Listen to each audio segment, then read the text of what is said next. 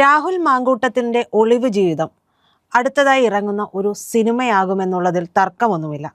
അത്തരത്തിലുള്ള വല്ലാത്ത ഒരു തരം ഒളിവ് ജീവിതമാണ് രാഹുൽ മാങ്കൂട്ടത്തിൻ്റെത്. നമ്മുടെ മുഖ്യമന്ത്രിയുടെ അടുത്ത് ചോദിച്ചിട്ടുണ്ടെങ്കിൽ അദ്ദേഹം ഉറപ്പായിട്ടും പറയുന്ന കാര്യം ഇതൊക്കെ കോൺഗ്രസിനറിയാം, ഞാനല്ല മാങ്കൂട്ടത്തിനെ ഒളിപ്പിച്ചു വെച്ചിരിക്കുന്നത്, എനിക്കതിൻ്റെ ആവശ്യമില്ല, അത് കോൺഗ്രസ് ആണ്, നിങ്ങൾ അങ്ങോട്ടേക്ക് ചോദിച്ചാൽ മതി എന്നാണ് പറയുന്നത്. പക്ഷേ ഇവിടെ പെട്ടുപോകുന്നത് കേരള പോലീസാണ്. പോലീസിന് സത്യത്തിൽ അറിയാം മാങ്കൂട്ടത്തിൽ എവിടെയുണ്ട് എന്നുള്ളത്. അത്ര മോശം ആളുകളൊന്നും അല്ലല്ലോ, ഉദ്യോഗസ്ഥരല്ലല്ലോ നമ്മുടെ കേരള പോലീസിലുള്ളത്. അവർ പലപ്പോഴായിട്ട് മികവ് തെളിയിച്ചിട്ടുണ്ട്. അവരുടെ മികവ് തെളിയിക്കാതെ പോയിട്ടുള്ള ചില കേസുകൾ ഉണ്ടെങ്കിൽ അതിന് പിന്നിൽ പല കൈകടത്തലുകളും ഉണ്ടാകുന്നത് കൊണ്ടാണ് എന്ന് നമുക്ക് നിസ്സംശയം പറയാം. എന്തായാലും ഇതിനിടയിൽ 11 ദിവസമായിട്ട് രാഹുൽ മാങ്കൂട്ടത്തിൽ വളരെ വിജയകരമായിട്ട് തന്നെ ഒളിവ് ജീവിതം തുടർന്നുകൊണ്ടിരിക്കുകയാണ്. രാഹുൽ മാങ്കൂട്ടത്തിൽ ബംഗളൂരുവിലുണ്ട് എന്ന ഒരു വിഭാഗം പറയുന്നുണ്ട്. ആരാണ് ഇവർക്ക് ഈ വിവരം പറഞ്ഞു കൊടുത്തത് എന്നുള്ളത് അറിയില്ല. എന്തിനാണ് ഇത് പറഞ്ഞു പരത്തുന്നത് എന്നുള്ളത് നമുക്കറിയില്ല. നമ്മൾ ഒരിക്കലും ഒരു അന്വേഷണത്തെ വഴിമുട്ടിക്കുന്ന തരത്തിലേക്ക് ഒരു ഡാറ്റകളും പുറത്തു വിടാതിരിക്കുന്നതാണ് ഏറ്റവും ഉത്തമം. ഒരു കേസിൽ മാത്രമാണ് രാഹുലിന്റെ അറസ്റ്റ് ഹൈക്കോടതി തടഞ്ഞിട്ടുള്ളത്. രണ്ടാമത്തെ കേസിൽ മുൻകൂർ ജാമ്യം തേടി രാഹുൽ നൽകിയിട്ടുള്ള ഹർജി തിരുവനന്തപുരം ജില്ലാ കോടതി നാളെയാണ് പരിഗണിക്കുക.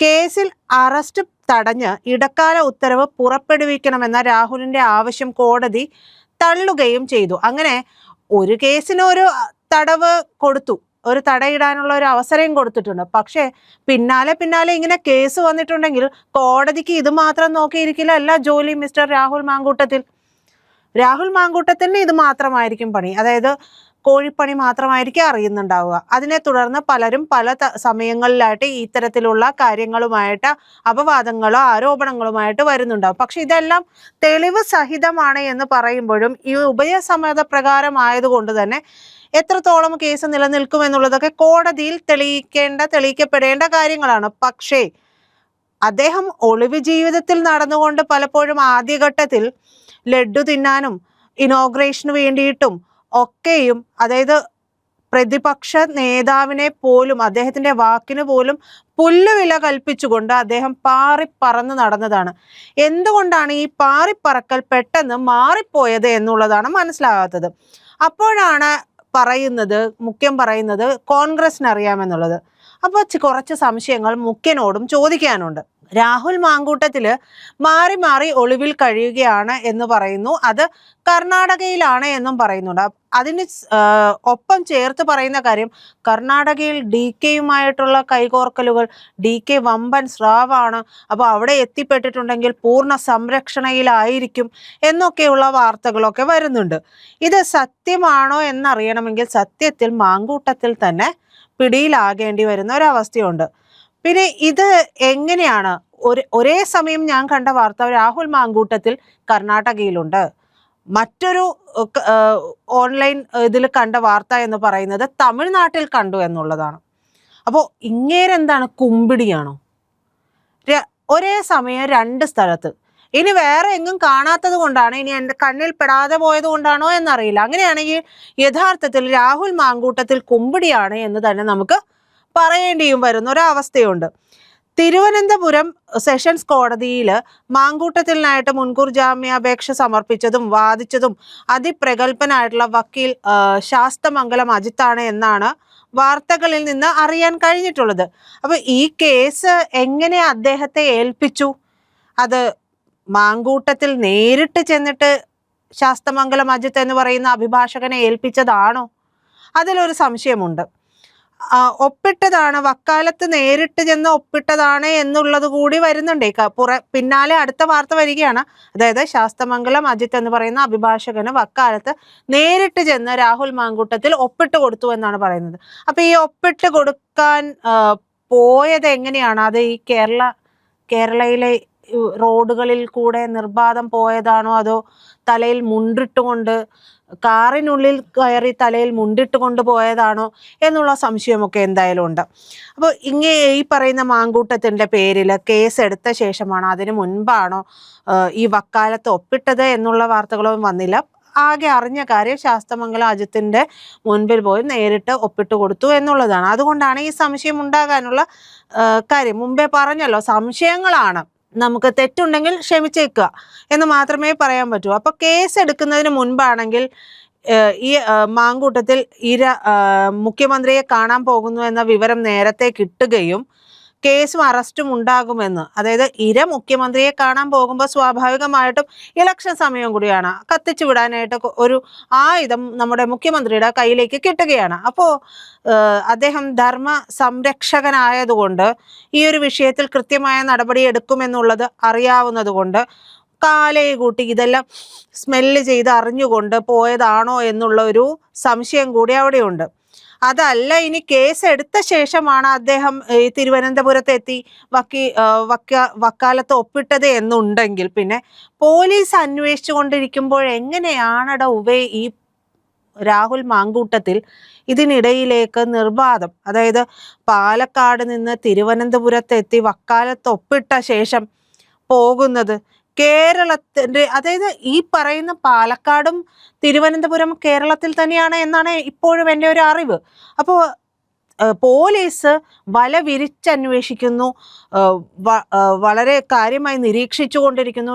അദ്ദേഹം പോകാനുള്ള വഴികളും വീടുകളും കേന്ദ്രങ്ങളും എല്ലാം തന്നെ അരിച്ചു പെറുക്കുന്നു എന്നാണ് പറയുന്നത്. അപ്പോൾ ഈ അരിമണി മുഴുവനും പെറക്കിക്കൊണ്ടിരുന്നപ്പോഴും പാലക്കാട് നിന്ന് തിരുവനന്തപുരത്ത് എത്തുമ്പോഴേക്കും ഈ പറയുന്ന അരിച്ചു പെറുക്കലുകാരുടെ കൺമുൻപിൽ അല്ലെങ്കിൽ കണ്ണിൽ പെടാതെ എങ്ങനെ പോയി? അവിടെയാണ് ഞാൻ പറഞ്ഞതുപോലെ ഇത് കുമ്പിടിയോ മറ്റോ ആണോ എന്നുള്ള ഒരു സംശയം ഉടലെടുക്കുന്നത്.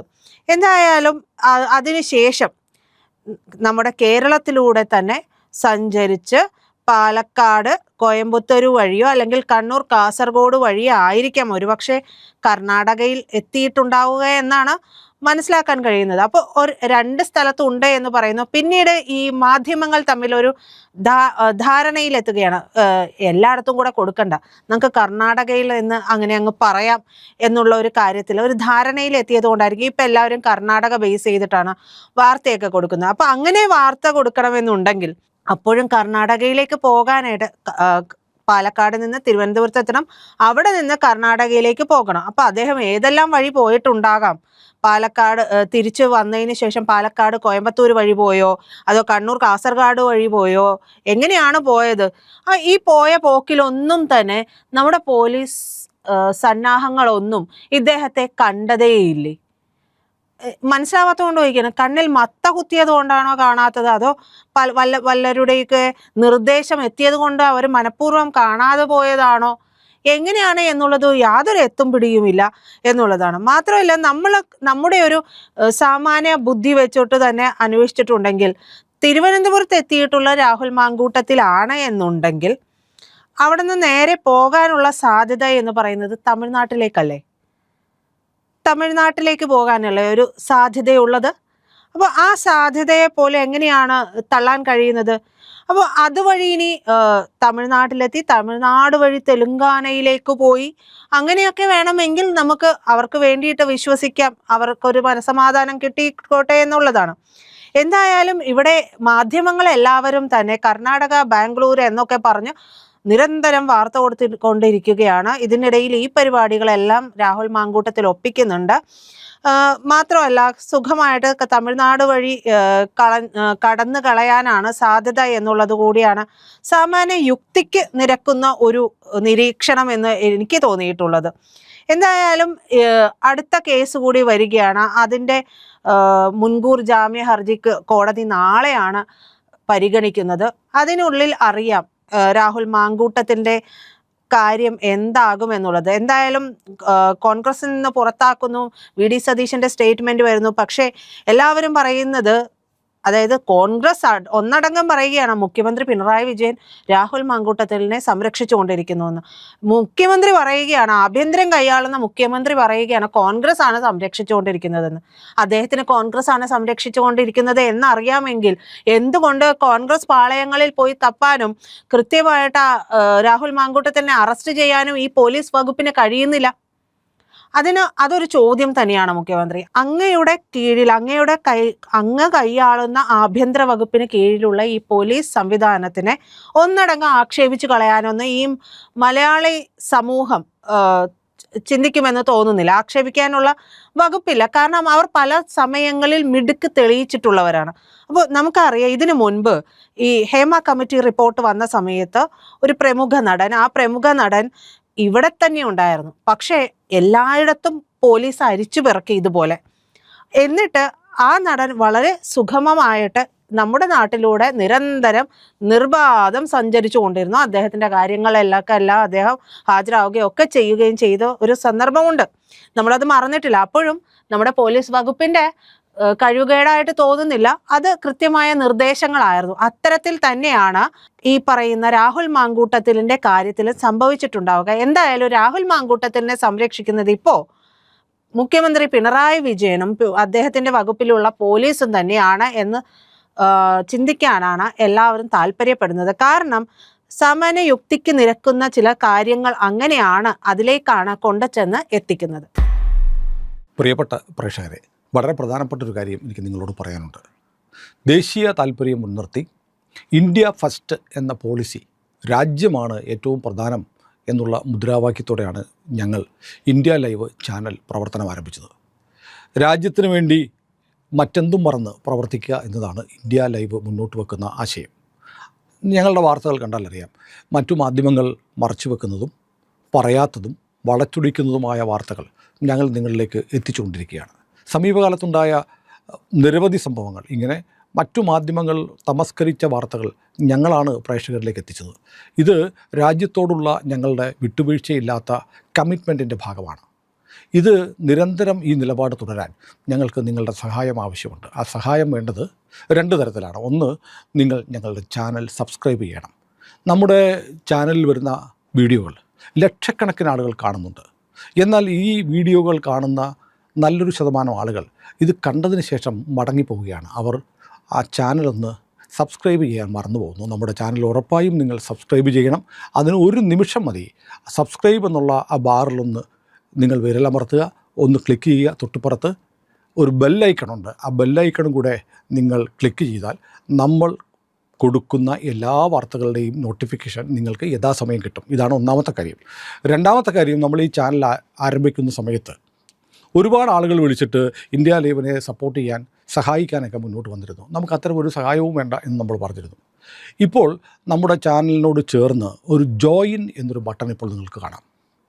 ആ ജോയിൻ ബട്ടൺ എന്ന് പറഞ്ഞാൽ നമ്മുടെ ഇന്ത്യ ലൈവിൻ്റെ ഒരു കമ്മ്യൂണിറ്റി ക്രിയേറ്റ് ചെയ്യാൻ വേണ്ടി യൂട്യൂബ് തന്നിരിക്കുന്ന ഒരു ബട്ടണാണ്. അതിൽ നിങ്ങൾ ക്ലിക്ക് ചെയ്താൽ 2-3 കാറ്റഗറിയിൽ നിങ്ങൾക്ക് ഇന്ത്യ ലൈവിൻ്റെ കമ്മ്യൂണിറ്റിയിൽ ചേരാൻ പറ്റും. താല്പര്യമുള്ളവർ, കഴിവുള്ളവർ, ഇന്ത്യ ലൈവിനെ സഹായിക്കാനും സപ്പോർട്ട് ചെയ്യാനും ആഗ്രഹമുള്ളവർ, ഞങ്ങളെ നിലനിർത്തണമെന്ന് ആഗ്രഹമുള്ളവർ, ഞങ്ങൾ നിലനിൽക്കണമെന്ന് ആഗ്രഹിക്കുന്നവർ ദയവായി സബ്സ്ക്രൈബ് ചെയ്ത് ബെല്ലൈക്കൺ അമർത്തുന്നതിനൊപ്പം കഴിയുമെങ്കിൽ ആ ജോയിൻ ബട്ടൺ കൂടി അമർത്തിയാൽ വലിയ സഹായമായിരിക്കും അത്. ഇനി അത് ചെയ്യുന്നില്ല എങ്കിൽ നിങ്ങൾ ഉറപ്പായും സബ്സ്ക്രൈബ് ചെയ്യണം, ബെൽ ബട്ടൺ അമർത്തണം. പരമാവധി ആളുകളോട് ചാനൽ സബ്സ്ക്രൈബ് ചെയ്യാൻ പറയുക കൂടി വേണം. ഇന്ത്യ ലൈവ് നിലനിന്നാൽ മാത്രമേ രാജ്യത്തിന് വേണ്ടി, നമ്മുടെ സമാജത്തിന് വേണ്ടി നിരന്തരം വിട്ടുവീഴ്ചയില്ലാതെ ഞങ്ങൾക്ക് ശബ്ദിക്കാൻ കഴിയൂ.